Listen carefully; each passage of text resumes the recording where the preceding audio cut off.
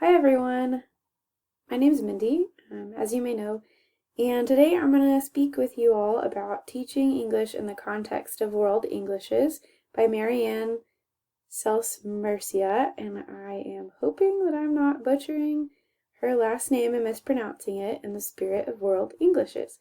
So this is my analysis of the 5th chapter of her book. Some key questions she poses at the beginning of that chapter are: what does the term world Englishes refer to? The second question she poses are: what are some pedagogical consequences of including world Englishes in English as a second or foreign language curriculum? I think that the McKay article really spoke to some of the consequences, but I think she addresses some as well.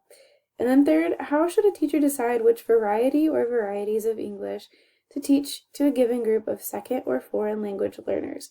And she jumps right into that question with an anecdote that she includes at the beginning of her 5th chapter. So those are key questions, and hopefully by the end of this we'll know what the answers to them are, at least a little bit. So some important terminology that I've decided to define here before we go any further is English as a lingua franca, ELF.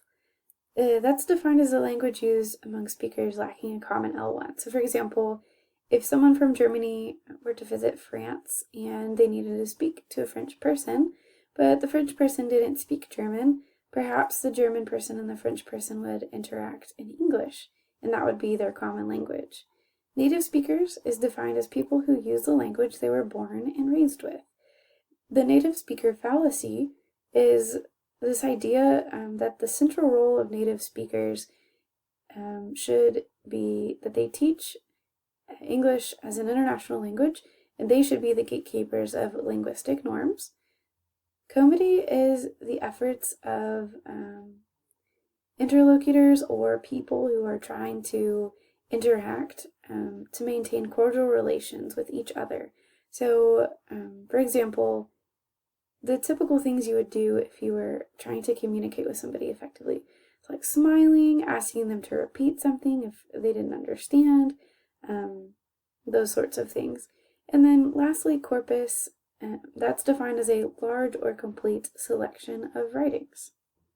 So the Kirkpatrick scale and Gotcha circles are the next ideas that she discusses after presenting an anecdote about a teacher who encountered a problem with her administrator wanting her to teach British English whenever her native dialect was American English. So I'm going to look at the textbook now to make sure that I define inner circle, outer circle, and expanding circle of Gotcha circles correctly. So he defines the inner circle as the countries and regions where English is the native language of the majority. So, for example, that's the United States and the United Kingdom. And as indicated by the purple, there are 320 to 500 million speakers of that language. Since this book was published last in 2014, that number might have increased or decreased.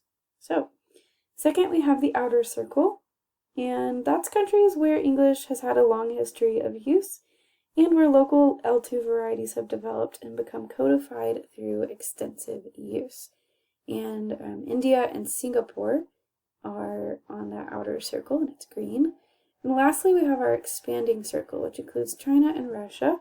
And the definition for expanding circle is countries where English is a dominant foreign language and used in limited domains, but is beginning to become or has become a lingua franca.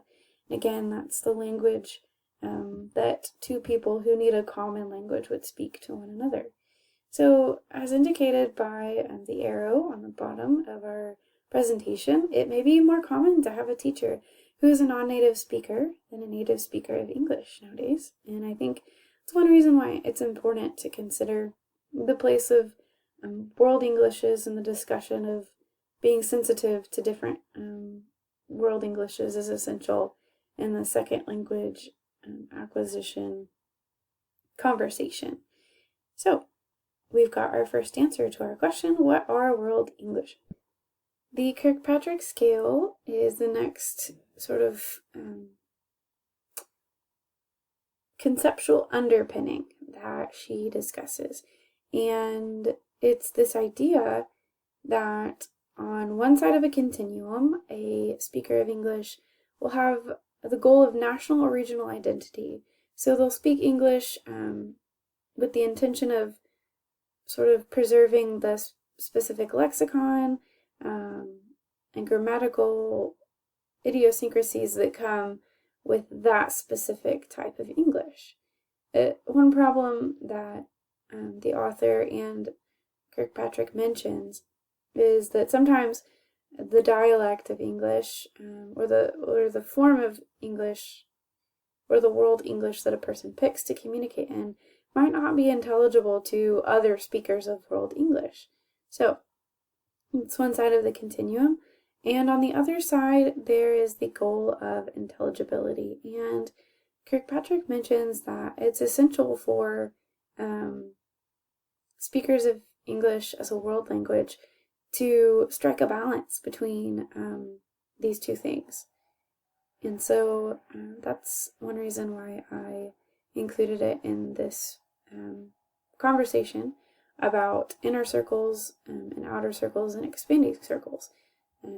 Because expanding circle people and inner circle people both need to be aware of this continuum. And in the context of a real conversation, I think that both native speakers and speakers of World Englishes, or a person who has both capabilities to be a native speaker and a speaker of World Englishes, will be aware of the person that they're talking to and the context in which they're talking. Next, our author discusses English as a lingua franca, and she references Seelhofer's statements about ELF in that, 1, using native speaker norms is questionable, 2, language variation is pervasive in all different communities of use, so Singlish is for sure different from a dialect you'd find of English in West Africa. So, 3, the need to examine the attitudinal and linguistic implications of the global spread of English is urgent. I find that this echoes the same sentiment expressed in the McKay text. And I've had conversations with non-native speakers of English about pronunciation and being perceived as less intelligent because of pronunciation issues, and so that'll be a fascinating concept to continue to look at across the semester. And lastly, she says that the description and codification of ELF are needed. Then she goes to talk about some specific corpuses of English produced by ELF speakers in Europe. And she found that their tendencies, which are defined on page 66 of our chapter, didn't ever interrupt communication. So I found that fascinating. One of them, for example, is that dropping the third person singular S in the simple present tense. So, for example, Paul go to school every day instead of Paul goes. And there's several others that she kind of touches on. From there, she then starts discussing research done by Jenkins, Walker, Dower, and Burns. Jenkins did a study where pronunciation caused communication breakdown 70% of the time between two L2 speakers in a conversation. And that kind of is different from the statements made by Seelhofer. So it will be fascinating to see more research come out of that realm of this discussion. Then she talks about several pronunciation features being necessary for communicative purposes and then the ones that aren't necessary. Then lastly in that section, she talks about how for some scholars, facilitating the comprehension and tolerance of varieties of English that differ from one's own is more important than teaching a simplified core of linguistic features. And she closes that section by saying that it will be fascinating to see the types of research-based scholarly debates that come out of the next few years. So, what is the meaning for teachers? Her classroom application section really, the phrase that I liked was think globally, so consider the fact that there are world Englishes, and then act locally. Local educators are in the best position to understand what their learners know. I think she pulled that from the McKay text. Let me double check. Yes, she pulled it from the McKay text. And then, second, local educators can take their place as valid users of their variety of English. I think that definitely might be true for some of you who are teaching globally. So let us know in your discussion board postings. Further trends she discusses are that teachers and people are going to have an increased sensitivity to and explicit training about the varieties of English that occur in the world. So I find that sort of exciting. I do enjoy learning about new dialects, even within the context of an American high school. You hear phrases like ratchet and